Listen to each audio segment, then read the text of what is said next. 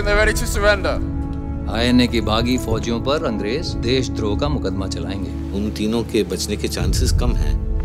ये कोई आम केस नहीं, कोर्ट मार्शल है। बोला भाई, एक केस आप कांग्रेस के लिए नहीं, सुभाष बोस के लिए लड़ी। Lieutenant Gobak Singh Dillon, Captain Shah Nawaz Khan, Captain P.K. Sehgal. Section 41, waging war against the king. You are charged with murder.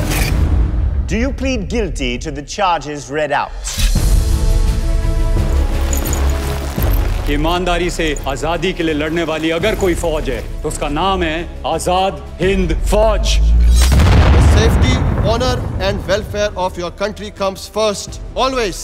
British Indian Army hand you over to the Japanese Imperial Army. Hindustan और अंग्रेजों के बीच एक धागा था, वो टूट गया। इस बार कुछ ऊपर नीचे हुआ तो देश में बवाल मच जाए। अब जनता किसी अंग्रेज को नहीं छोड़ेगी। रात दिन अपने सीने विच वजदी आजादी दे राग नू बंद कर ला। अंग्रेजी अफसरों ने साडी हिफाजत नहीं की, तो वो हमारी वफादारी के हकदार किस तरह हो सकते हैं? आज हिंदुस्तानी फौज के पास अपना असली मकसद है, हिंदुस्तान की आजादी। तुम मुझे खून दो, मैं तुम्हें आजादी दूंगा। ये मुकदमा पूरी इंडियन नेशनल आर्मी का है। क्योंकि हमने वो दिन देखा है जब हमें ऐसा लगा था कि हमने हिंदुस्तान को वाकई आजाद कर दिया।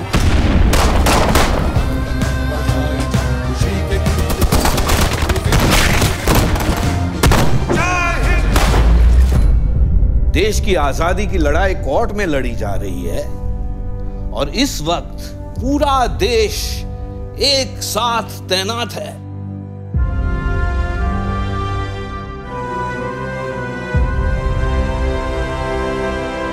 This trial and its judgment shall be remembered throughout history.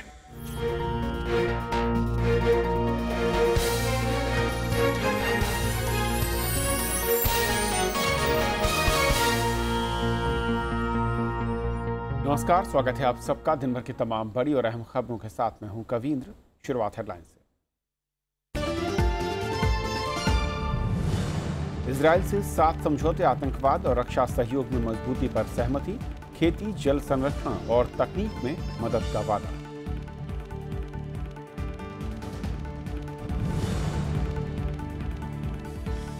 चुनाव आयुक्तों की नियुक्ति के लिए कानून क्यों नहीं, सुप्रीम कोर्ट का केंद्र से सवाल, दिया संवैधानिक प्रावधान का हवाला।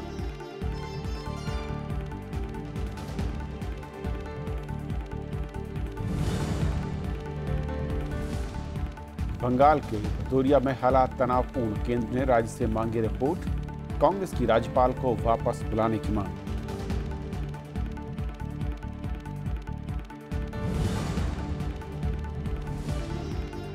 जम्मू कश्मीर में लागू होगा जीएसटी, भारी अवरोध के बीच विधानसभा से प्रस्ताव पारित, विरोध में कारोबारियों की हड़ताल।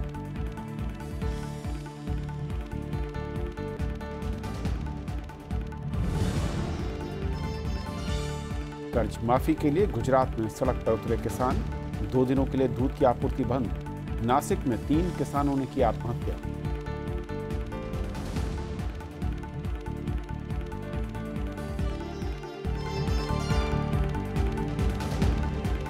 आइए देखते हैं पहली खबर।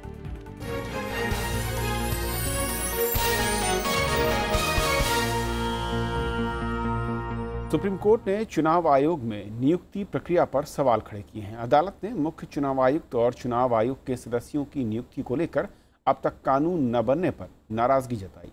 2 सदस्यों वाली खंडपीठ ने कहा कि संविधान में किए गए प्रावधानों के मुताबिक नियम तय किए जाएं। चुनाव आयोग में नियुक्तियों को लेकर सुप्रीम कोर्ट ने कड़ी टिप्पणी की है।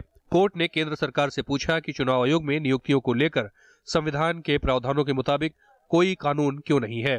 एक जनहित याचिका पर सुनवाई के दौरान मुख्य न्यायाधीश जेएस खेहर और जस्टिस डीवाई चंद्रचूड़ की पीठ ने संविधान के अनुच्छेद 324 का हवाला दिया। अनुच्छेद में कहा गया है कि आयोग में नियुक्ति तय कानून के तहत होगी, लेकिन अभी तक ऐसा कानून नहीं बनाया गया है। अगर पार्लियामेंट ने इस पर कोई कानून नहीं बनाया है, जैसे कि सीबीआई के केस में या सीबीसी के केस में बनाया हुआ है या लोकपाल के केस में, तो फिर क्या कोर्ट सरकार को आदेश नहीं दे सकती कि भाई ऐसा एक इंडिपेंडेंट कमेटी के रिकमेंडेशन के आधार पर नियुक्ति करी जाए? कोर्ट ने यह कहा कि अब तक इन पदों पर ऐसे व्यक्तियों की नियुक्ति हुई है जिनकी निष्ठा पर कोई सवाल नहीं है, लेकिन खंडपीठ ने केंद्र से पूछा कि अगर संसद ने अब तक कानून नहीं बनाया तो क्या अब सुप्रीम कोर्ट को निर्वाचन आयुक्तों की नियुक्ति के लिए नियम बनाने चाहिए। अभी तक जो आर्टिकल 324 सब क्लॉज 1 है, सोल प्रोगेटिव गवर्नमेंट का है, यानी प्रेसिडेंट का है। President will act and advice on the government. तो अभी तक 75 साल होने जा रहे हैं आजादी के बाद से, अभी तक तो प्रेसिडेंट का ही सोल प्रोगेटिव रहा है। लेकिन अब सुप्रीम कोर्ट ये कहता है कि इसके लिए कोई कमेटी बनाई जाए, कोई पारदर्शिता के नाम पर, ट्रांसपेरेंसी के नाम पर कुछ किया जाए। सुप्रीम कोर्ट अनूप परनवाल की जनहित याचिका पर सुनवाई कर रही है। याचिका में कहा गया है कि मुख्य निर्वाचन आयुक्त और निर्वाचन आयुक्तों की नियुक्ति के लिए निष्पक्ष और पारदर्शी प्रक्रिया अपनाई जानी चाहिए। अदालत अब इस मामले पर 2 महीने बाद सुनवाई करेगी। पंचानन मिश्रा के साथ ब्यूरो रिपोर्ट, राज्यसभा टीवी। इस पर और बातचीत करने के लिए हमारे साथ खास मेहमान विकास सिंह जुड़ रहे हैं, जो कि farmer additional solicitor general of India रह चुके हैं। विकास जी, स्वागत है आपका। विकास जी, जिस तरीके से ये पूरा मामला सामने आया है और जाहिर है कि जब देश के तमाम संवैधानिक पदों पर वहाँ पर जो मुख्य कर्ताधर्ता होते हैं उनकी नियुक्ति को लेकर एक पारदर्शी सिस्टम बनाया गया, कानून बनाया गया, तो फिर इलेक्शन कमीशन में क्यों नहीं? शायद एक बड़ी ज़रूरत यही है सवाल की।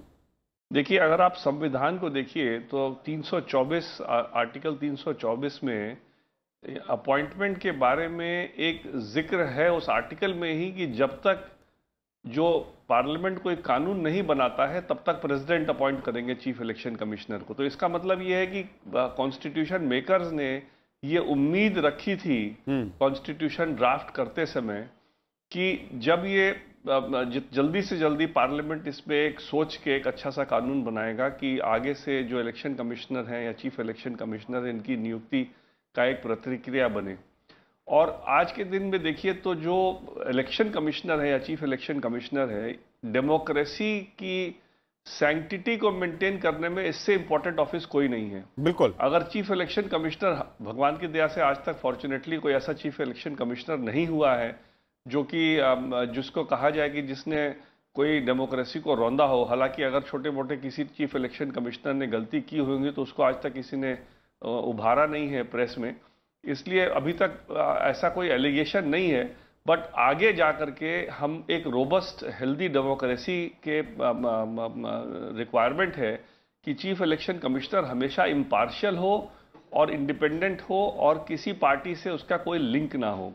अब आज के दिन में जो सिस्टम प्रतिक्रिया है इसमें गवर्नमेंट के पास फुल डिस्क्रिशन है, किसी को बना दे, जबकि जो इंपॉर्टेंट पोजीशंस होते हैं उसमें हर में, जैसे आपने देखा सीबीआई डायरेक्टर में भी उन्होंने कहा है leader of opposition, prime minister, chief justice of India, इस तरह का प्रावधान गवर्नमेंट को खुद ही, पार्लियामेंट को खुद ही बनाना चाहिए। बट हमारे यहाँ प्रॉब्लम क्या है कि पार्लियामेंट को जो काम करना चाहिए वो तो करते नहीं है। और अच्छे कई एक विशाखा जैसे कानून बनाया जो वुमेन्स हरासमेंट का, तो सुप्रीम कोर्ट ने गाइडलाइंस बनाई क्योंकि कोई लॉ का कानून नहीं था इस सब्जेक्ट पे। तो जो पार्लियामेंट का जो काम है वो एक तकनीकी तरीके से देखना कि हाँ कहाँ किस तरह के कानून बनने चाहिए और किस तरह के कानून के बनने से इंस्टीट्यूशनल इंटीग्रिटी बरकरार रहेगी। 324 में प्रावधान की बात आपने कही और जिसका जिक्र कोर्ट में भी किया गया है, क्या माना जाए कि एक लीनियंसी आ चुकी थी और तमाम जो भी सरकारें रही उन्होंने स्टेटस को मेंटेन रखा कि जो एक प्रक्रिया चली आ रही है वो आगे चलती रहे, लेकिन शायद अब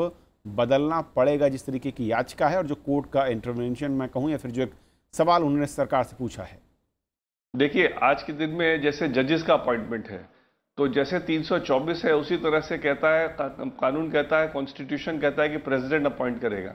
लेकिन जब सुप्रीम कोर्ट को लगा कि इंडिपेंडेंस ऑफ जुडिशरी के लिए अगर हम सरकार के पास ये अपॉइंटमेंट की प्रतिक्रिया छोड़ दें तो जुडिशरी का इंडिपेंडेंस जो है वो खतरे में हो सकता है, तो उन्होंने उस सिस्टम को बाहर निकाल लिया सरकार से और कोलिजियम सिस्टम बना करके कहा कि ये कोलिजियम रेकमेंड करेगा और इस कोलिजियम के रेकमेंडेशन के बेसिस में प्रेसिडेंट उन लोगों को डायरेक्टली अपॉइंट कर देंगे। तो इस तरह से एक इंडिपेंडेंस जुडिशरी की बरकरार हुई। कॉन्स्टिट्यूशन में जो अगर इन्होंने चाहते तो इस तरह का कानून वो बना सकते थे और इस तरह का कानून अगर पहले से बना देते जजेस के अपॉइंटमेंट के लिए भी तो शायद ये कॉलेजियम सिस्टम बनाने की नौबत नहीं आती अगर कोई ऐसा पारदर्शी टाइप सिस्टम बनाते जो कि ट्रांसपेरेंट होता। लेकिन हर सरकार जो है चाहे वो कांग्रेस हो या बीजेपी हो, हर सरकार चाहती है कि जजेस का नियुक्ति में उनका हस्तक्षेप हो, क्योंकि वो चाहते हैं एक कमिटेड जुडिशरी, वो चाहते नहीं है कि इंडिपेंडेंट जुडिशरी रहे। आप देखिए जब से इंडिपेंडेंट जुडिशरी हुआ है, आज के दिन में आप देखेंगे इंस्टेंसेस हैं कि पॉलिटिशियंस भी जेल जा रहे हैं, जबकि आज से 90 के पहले आप कोई पॉलिटिशियन कभी जेल नहीं जाता था। जजेस भी रात को बैठ करके बेल कई इंस्टेंसेस में दिए हैं, घर में बैठ करके भी। तो इसी तरह से इलेक्शन कमीशन में जब इस तरह की नौबत आ जाए कि इलेक्शन कमिश्नर एकदम बायस्ड है, जो पावर इलेक्शन कमीशन के पास में है वो सारे समरी पावर्स हैं, और वो सारे पावर्स घंटों में या एक दिन में या 2 दिन के अंदर में वो डिसाइड करता है। बिल्कुल। अगर उस डिसीजन मेकिंग में अगर उसका कहीं भी उसकी अगर मंशा जो है वो साफ नहीं है, अगर वो किसी को हेल्प करना चाहता है, तो इलेक्शन तो खत्म हो जाएगा, रिजल्ट अनाउंस हो जाएगा, मेंबर ऑफ पार्लियामेंट या एमएलए बन जाएगा, उसके बाद अब इलेक्शन पिटीशन फाइल कर दीजिए। कानून तो यही कहता है। इलेक्शन पिटीशन फाइल होते होते जब तक वो डिसाइड होता है वो पूरा टेन्योर। बिल्कुल विकास, उम्मीद करते हैं कि जो सवाल खड़ा किया गया है इस पर कोर्ट के इंटरवेंशन के बाद शायद सरकार इस पर कानून बनाने की बात, देखते हैं जवाब में क्या सामने आता है। और जिस तरीके से दूसरे संवैधानिक पोस्ट हैं और वहाँ पर जो एक पैनल और जो प्रक्रिया है, कुछ उसी तरह की एक पारदर्शी प्रक्रिया यहाँ पर भी आने वाले दिनों में नजर आए। बहुत बहुत शुक्रिया आपका हमारे साथ जुड़ने के लिए। और फिलहाल एक ब्रेक, और ब्रेक के उस पार कुछ और बड़ी खबर।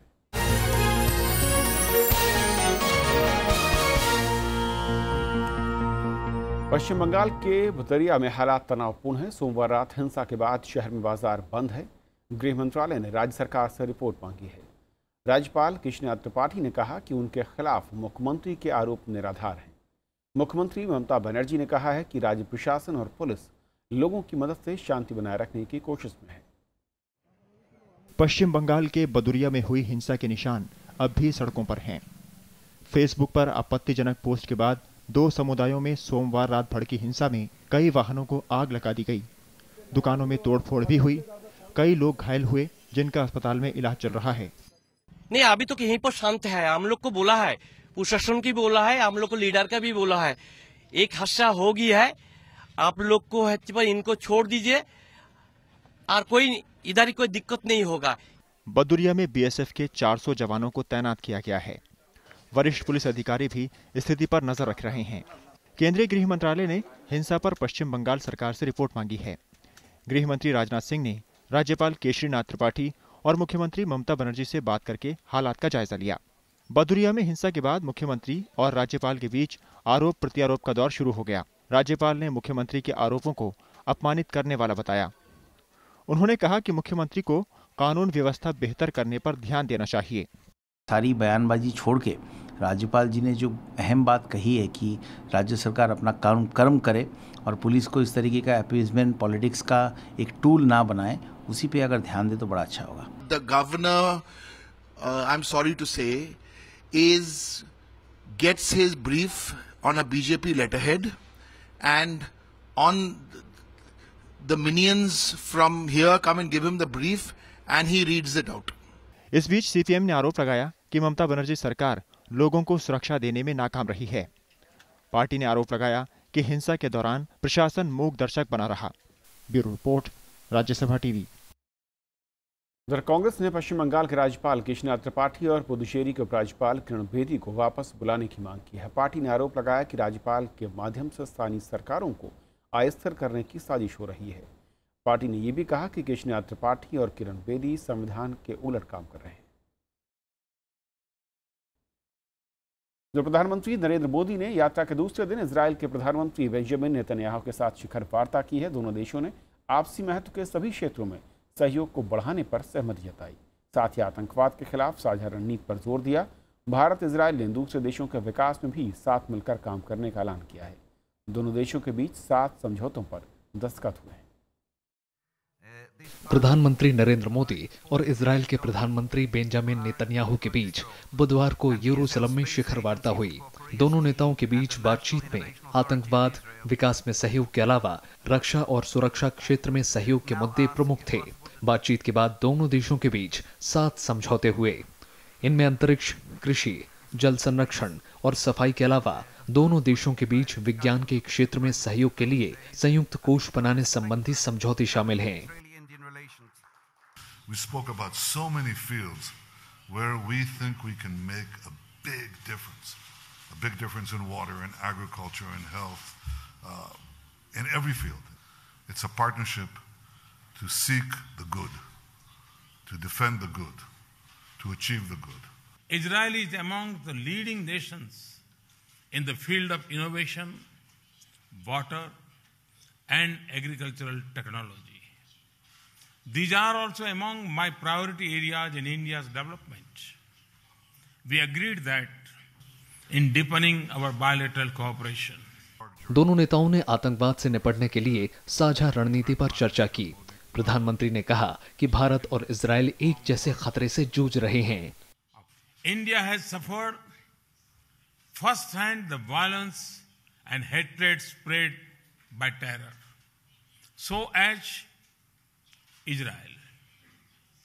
Prime Minister Netanyahu and I agreed to do much more together to protect our strategic interests. इसके पहले प्रधानमंत्री नरेंद्र मोदी ने इजरायल के राष्ट्रपति रोवेन रिवलिन से भी मुलाकात की। उन्होंने इजरायल के राष्ट्रपति को मेक इन इंडिया और मेक विथ इंडिया को जोड़ने की पेशकश की। It is good and it is really a pleasure to have as a guest one of the greatest leaders of the world today, Prime Minister Modi. Welcome. Welcome to Israel. Eye for eye, eye with eye. मैं समझता हूँ ये technology पक्की मुझे नजर आ रही है। प्रधानमंत्री नरेंद्र मोदी ने विपक्ष के नेता आईजे खरजोग से भी मुलाकात की। इसके अलावा वो मुंबई आतंकी हमले के शिकार रहे बेबी मोशी से मिले। आतंकियों ने उनके माता पिता की हत्या कर दी थी। प्रधानमंत्री नरेंद्र मोदी मंगलवार को इजरायल पहुंचे थे। भारत के किसी प्रधानमंत्री की ये पहली इजरायल यात्रा है और उनका इजरायल में शानदार स्वागत किया गया है। अखिलेश सुमन, राज्यसभा टीवी।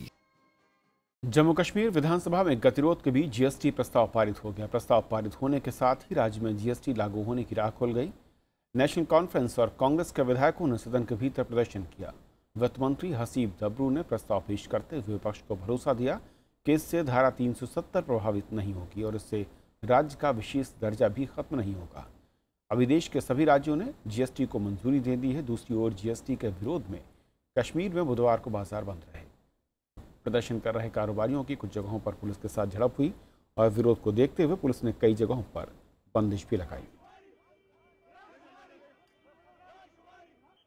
स्टेट्स के अपने जो है अधिकार हैं, उन अधिकारों को जो है प्रिजर्व करते हुए, प्रोटेक्ट करते हुए जो जीएसटी जो है लागू हुआ है, इससे आम आदमी को, कंज्यूमर को, हमारा ट्रेडर को, हमारा व्यापारी को, बाकी जो लोग हैं इंडस्ट्रियलिस्ट को जो है फायदा होगा।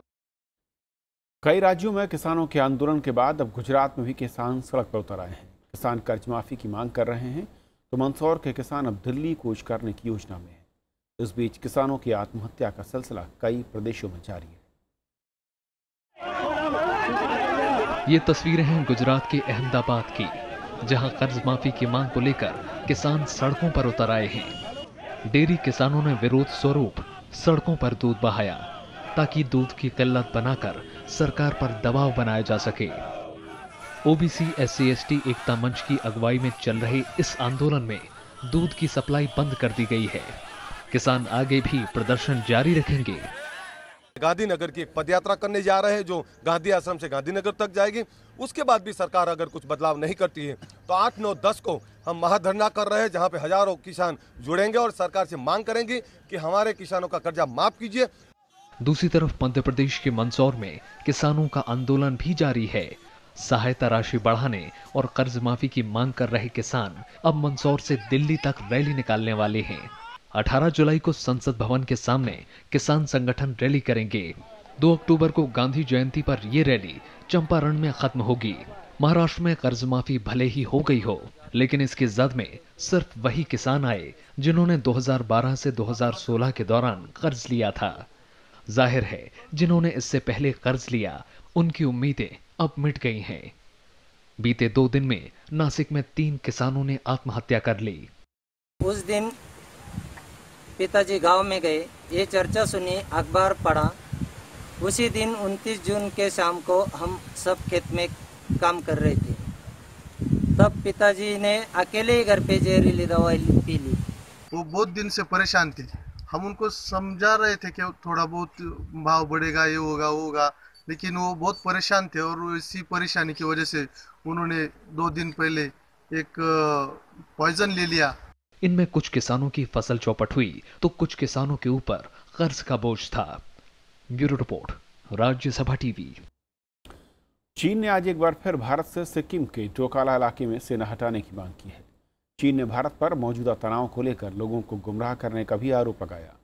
इधर कांग्रेस ने सरकार से इस मुद्दे को बातचीत के जरिए सुलझाने की सलाह दी। सिक्किम में डोकाला इलाके में भारत और चीन सेना के बीच 3 हफ्ते से तनाव बरकरार है। चीन के विदेश मंत्रालय ने भारत पर यहां की स्थिति से लोगों को गुमराह करने का आरोप लगाया है। चीन का कहना है कि ये इलाका चीन और भूटान सीमा पर है। चीन ने भारत पर पंचशील समझौते की अनदेखी करने का भी आरोप लगाया है। 令人感到震惊的是，此次印军非法进入中印边界西金段已定边界中方一侧。 कांग्रेस ने मांग की है कि G20 सम्मेलन में प्रधानमंत्री मोदी को चीन के राष्ट्रपति से मुलाकात कर इस तनाव को खत्म करने की कोशिश करनी चाहिए। पुराने समझौतों को मद्देनजर रखते हुए बेहतर यही होगा कि कूटनीति के माध्यम से इसका हल निकाला जाए और जो यथास्थिति थी, जो स्टेटस को एग्रीमेंट रहे हैं, उसका चीन सम्मान करे। जून में भारत ने डोकाला में चीन के सड़क बनाने की कोशिश का विरोध किया था। इसके बाद चीन के सैनिकों ने भारतीय सेना के 2 बंकरों को नुकसान पहुंचाया था। इसके बाद से सिक्किम सीमा में दोनों देशों की सेनाओं के बीच तनाव हो गया। चीन भारत से अपने सैनिक वापस बुलाने की मांग कर रहा है। Bureau report, Rajya Sabha TV. तो इस बुलेटिन में फिलहाल इतना ही। नमस्कार।